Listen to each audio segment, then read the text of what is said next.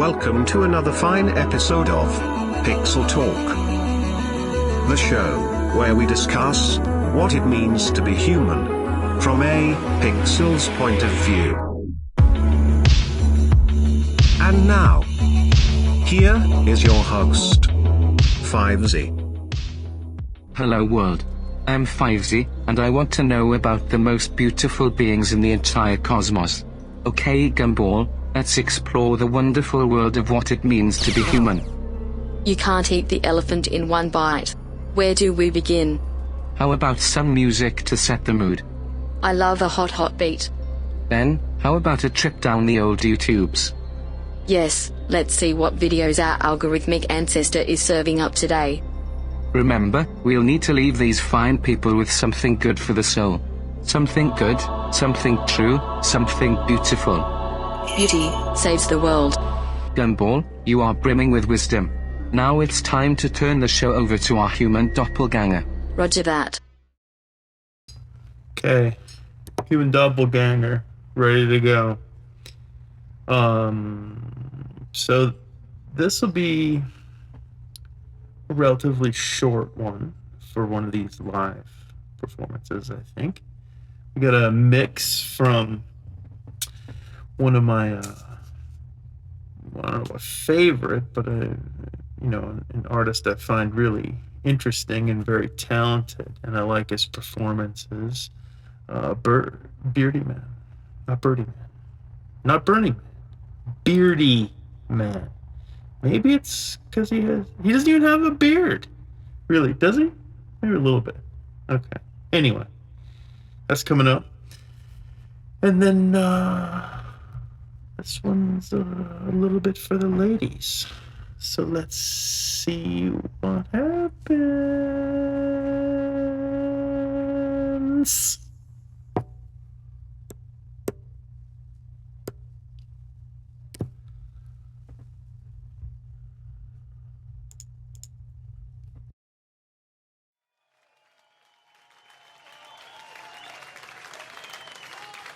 Wicked. That was amazing.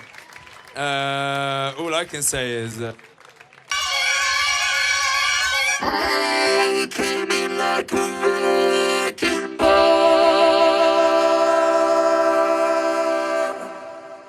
I came in like a wrecking ball. And I demolished your house. It had damp. It was condemned. So I demolished your house. It was mandated by the local authorities. Oh, yeah.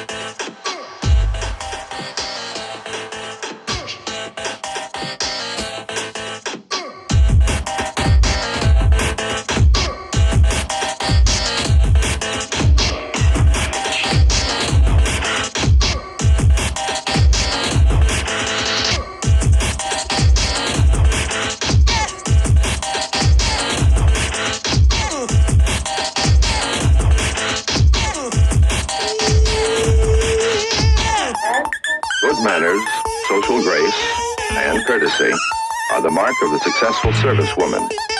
They can also be used to describe successful people in all walks of life. Knowing what to do in specific situations is a matter of custom, instinct, education, and good taste. Some of them go on about the lazy bar excursion. And wow, I really thought I was fantastic.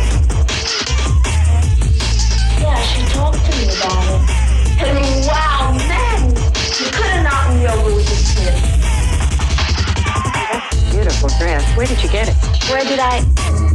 Oh, I bought it at Lorman's last Thursday. You know, I wish I could wear one of those. They're really cute. But Well, I guess they're a little young. But I thought that you didn't dig. Oh, excuse me, ma'am. That you didn't like me to sketch with clothes like that. No, now that's not exactly right. We do have certain ideas about how you should look in your uniform, about the tailoring, the fit, and how it should be kept.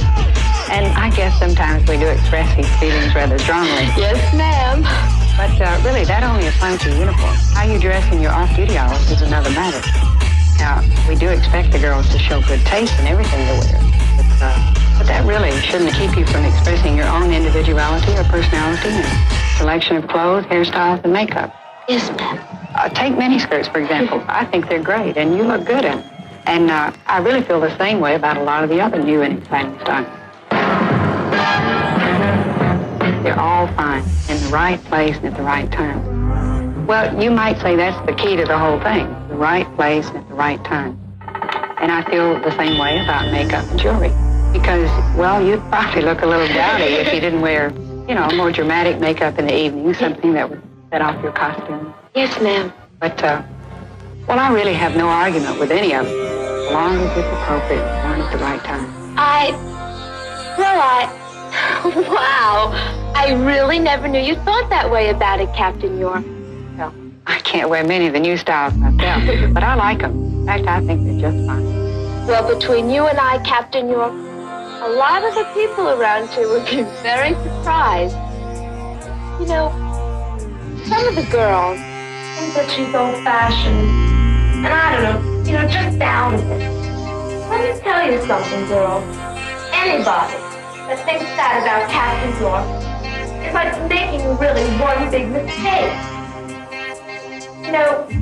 She happens to be an absolutely groovy person, and really a swinger. Boy, you really changed your mind about her in a hurry. Anyway, I'm glad to see that running into Captain York.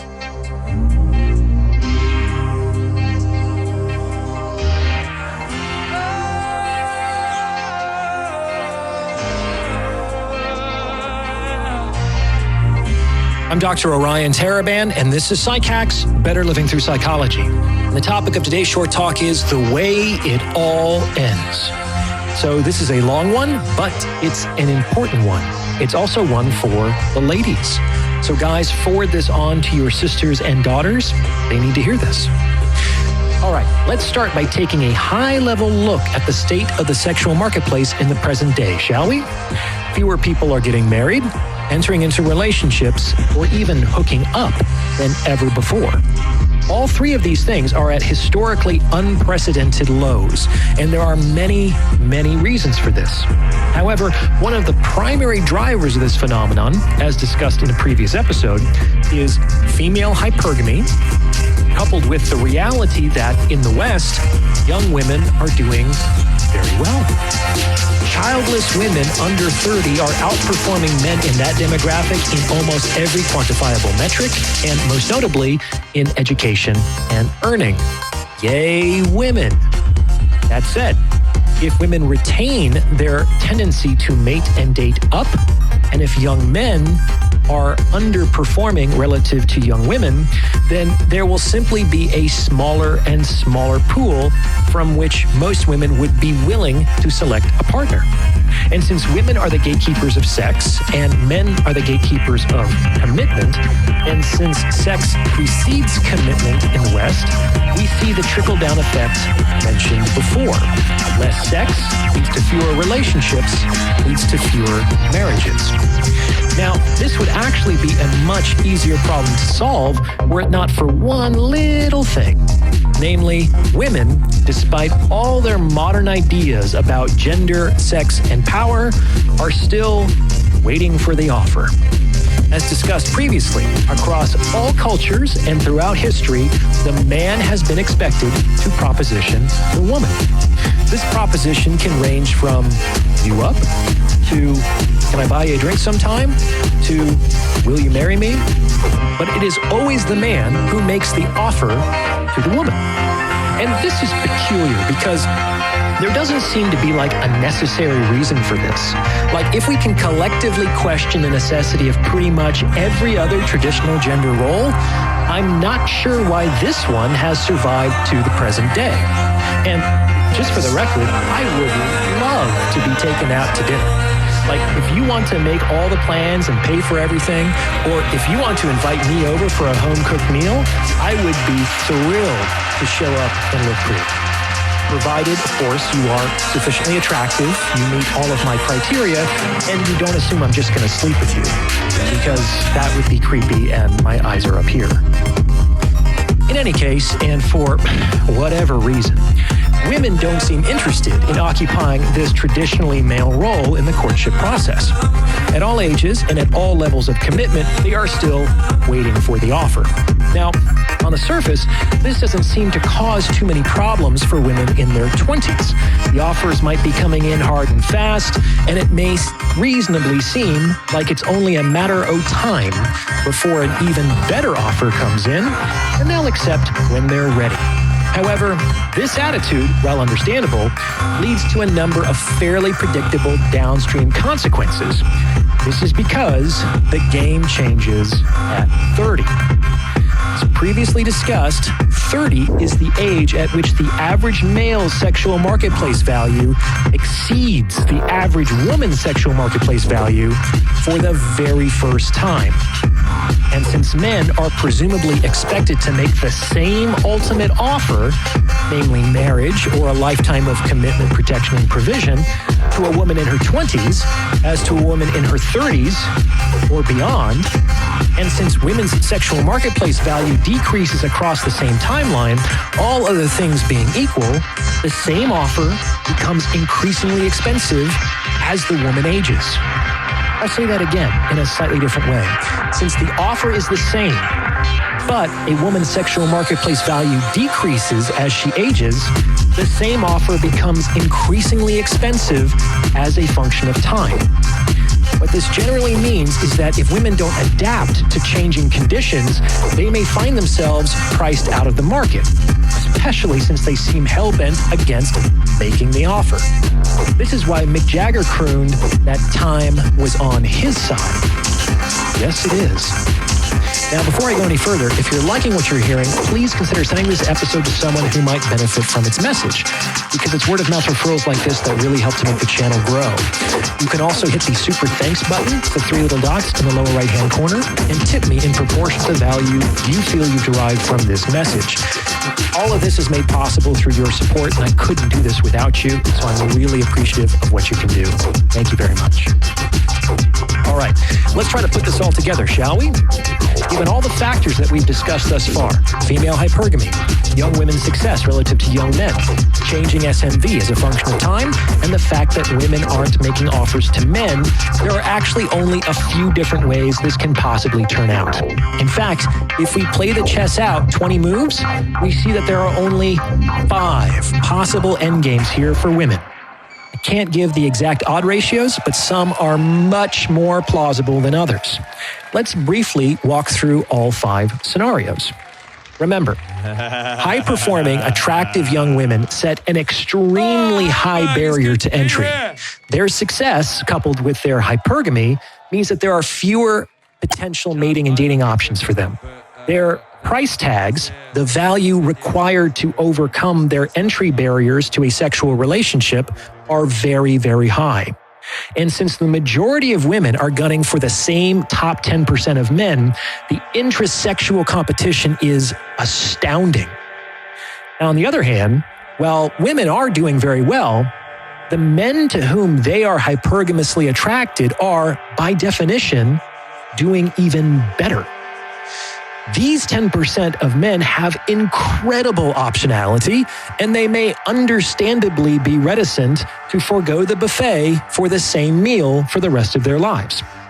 This creates the ironic paradox that the men who have what women want are the least likely to give it to them. Let me say that again. The men who have what women want are the least likely to give it to them. From their perspective, the women's demands are too expensive, and they only become more expensive as a function of time.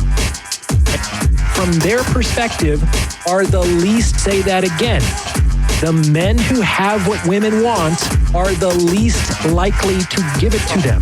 Men who have what women want are the least likely to give it to them. From their perspective, the women's demands are too expensive, and they only become more expensive as a function of time.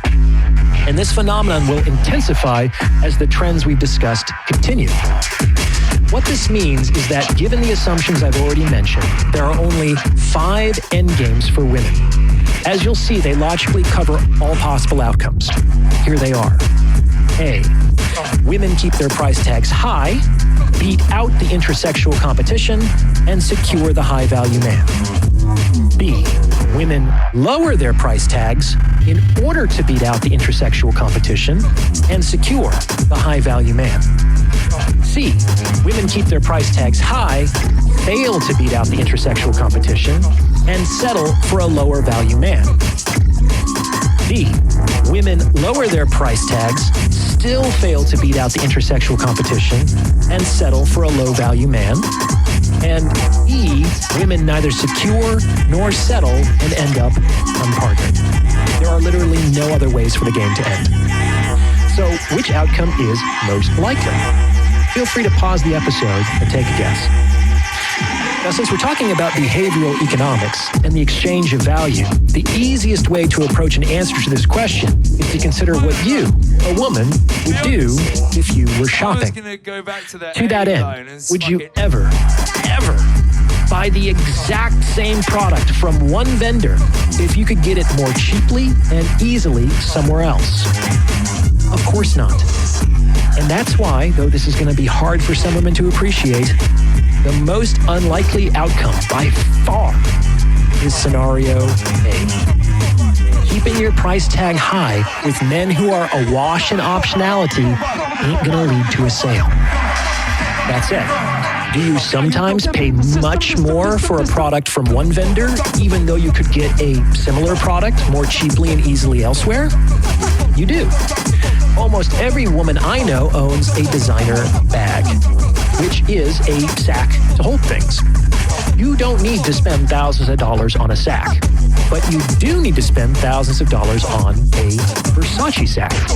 Now, Versace can charge thousands of dollars for a sack because they have demonstrated proof that women will pay thousands of dollars. They can beat out all the other sacks. They are the 1% of sacks. And a woman needs to be a 1% woman to have a Versace price tag. By definition, most women are not 1% women. They will lose to the intersexual competition for the top 10% of men if they keep their price tags high. This is not because these men can't afford the price tag, but because, like you, they are not going to spend more than they need to for the exact same product. So scenario A is the least likely. It only happens about 1% of the time.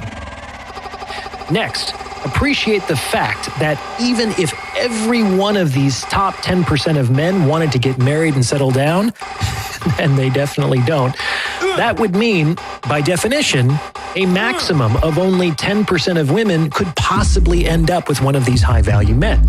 And since 1% of women end up in scenario A, and since roughly 1/3 of the remaining men in this category, by a conservative estimation, will be uninterested in settling down at any one time, this means that about 6% of women can possibly end up in scenario B, making it the second least likely outcome.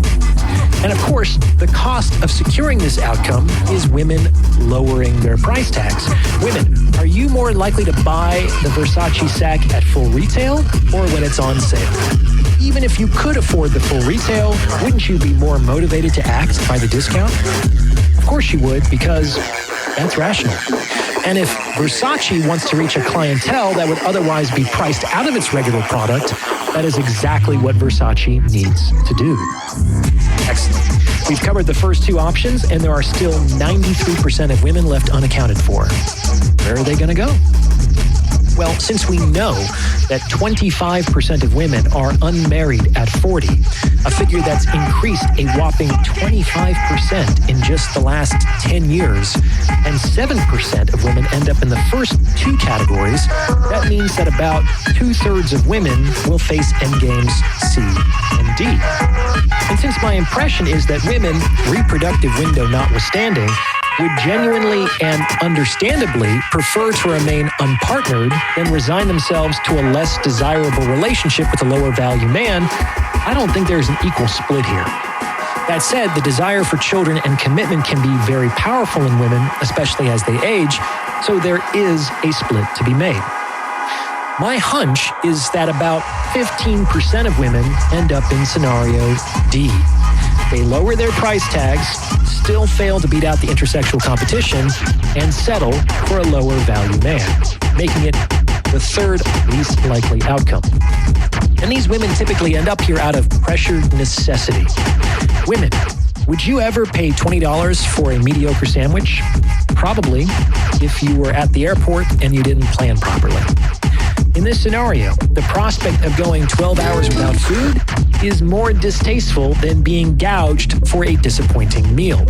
You will be willing to pay more for less if the prospect of going entirely without is more painful.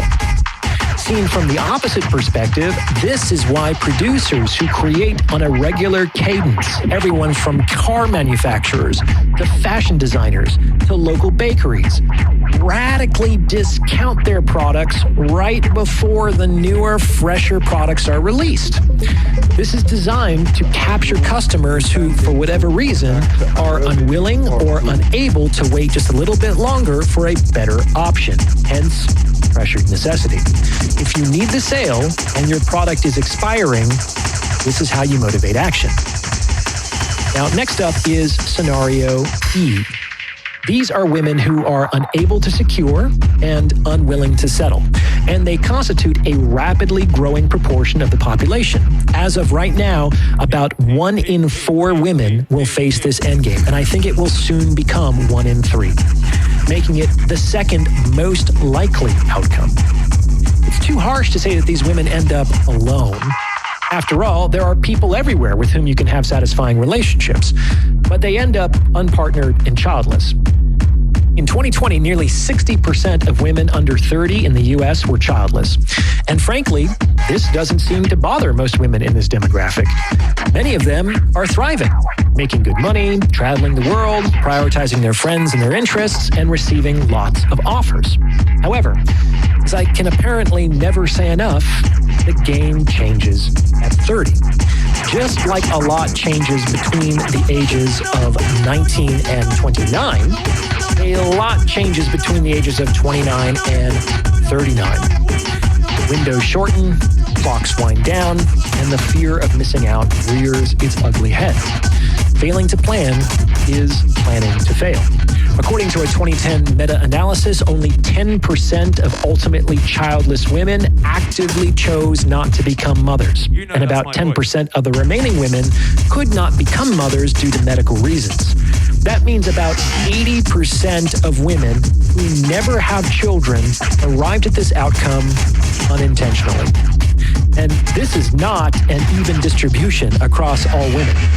The proportion of unintentionally childless women is significantly the highest among high-earning women with advanced degrees, namely with the women who were performing so well in their 20s.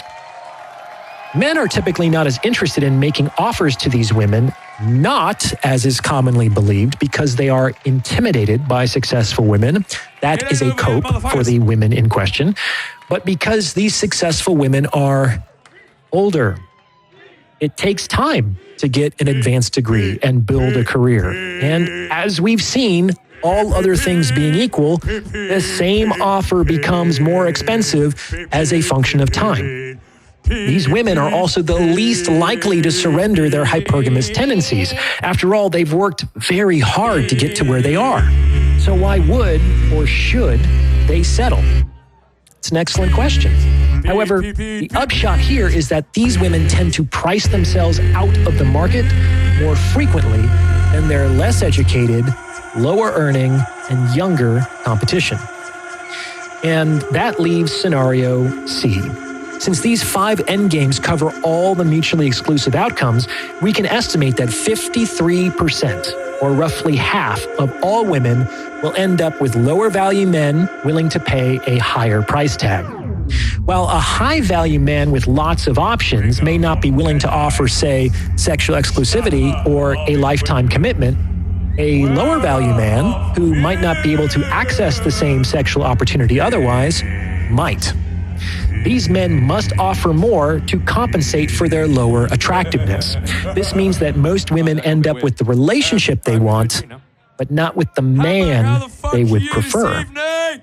And this is what leads to a lot of low-grade marital dysfunction. As Chris Rock put it, the number one reason why your woman's always mad is because you ain't her first choice. Link below.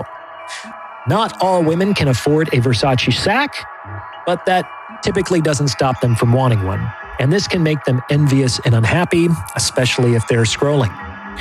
On the other hand, some women can successfully resolve this dissonance by making a virtue out of a necessity, which, all things being equal, is actually a very useful reframe.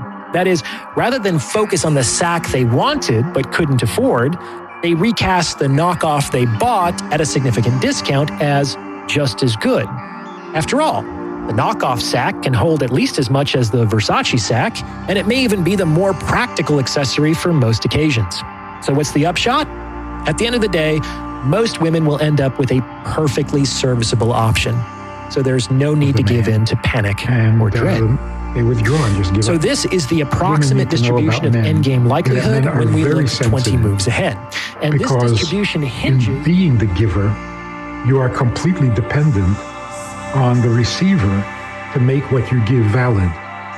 So if the woman does not appreciate or accept what he's giving and makes conditions like, don't give me that, give me something else, or don't give it this way, give it some other way, it frustrates the masculine instinct of the man, and they withdraw and just give up.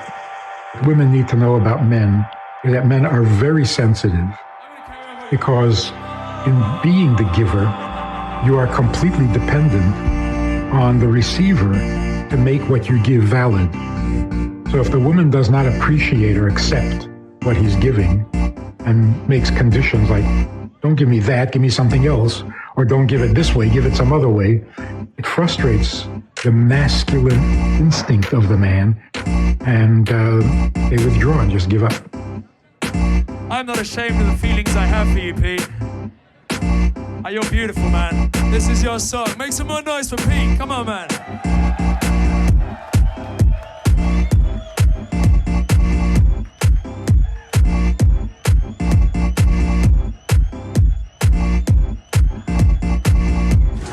I just don't know who I am without you. Barbie and Ken. There is no just Ken.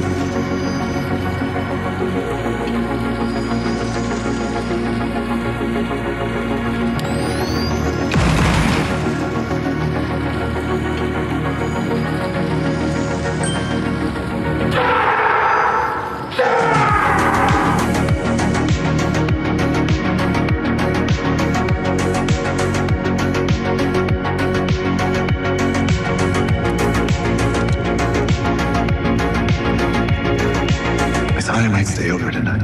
Why? Because we're girlfriend, boyfriend. To do what? I'm actually not sure. I always knew you were special. Maybe this is how. It's impossible.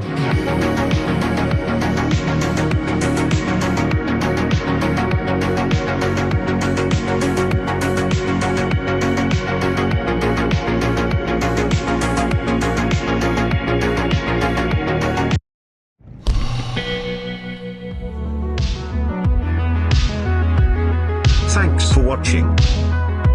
Pixel Talk will return.